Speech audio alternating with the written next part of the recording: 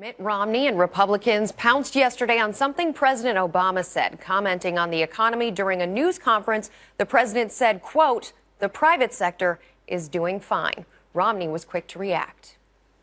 He said the private sector is doing fine. Is he really that out of touch? I think he's defining what it means to be detached and out of touch with the American people. Has there ever been an American president who is so far from reality? President Obama later backtracked, conceding that the economy overall is still weak, but saying there is, quote, "some momentum in the private sector." He also accused Republicans of pursuing policies that would weaken the recovery. So for more on this, we turn to CBS News political director John Dickerson in Washington. Great to have you with us. As always, John, good morning. Good morning, Rebecca. So why did the president do this? Why did he put this briefing together? And how's he looking at it this morning?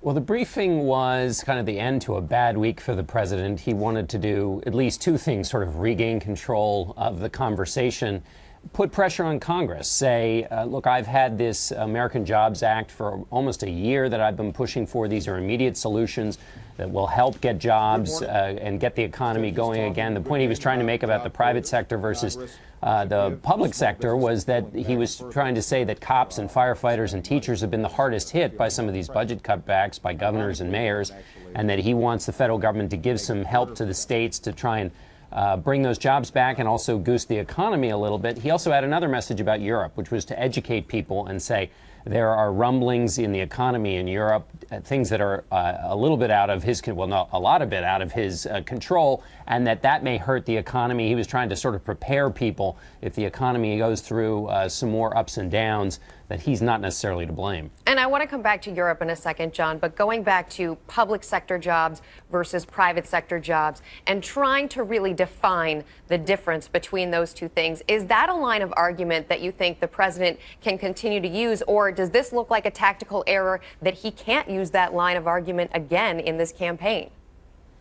Well, it's a little too subtle, probably, for the modern campaign, which is to say that anything you say gets spliced and parsed. The president was right in the sense that the private sector job growth has been going up, whereas those other kinds of jobs, teachers, firefighters, those jobs have been getting cut.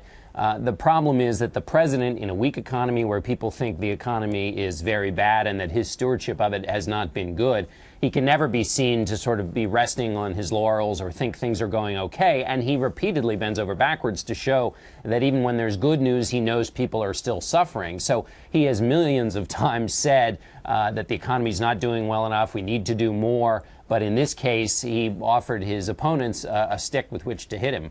And on Europe, John Boehner came out, Speaker of the House came out and said, just because Europe has problems doesn't mean we can't fix ours. So how much is the president going to be able to place the blame for our economic woes on Europe versus saying we need to get our house in order?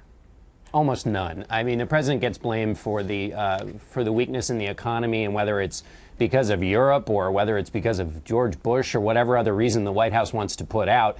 People want to see the president taking some action and doing something, and that's just the way it is when you're a president. And so John Boehner and Republicans are right in terms of the politics of this, that there may be a reason that Europe is causing the U.S. economy weakness, but in terms of what voters want, they look to the president to come up with solutions. John Dickerson, thanks.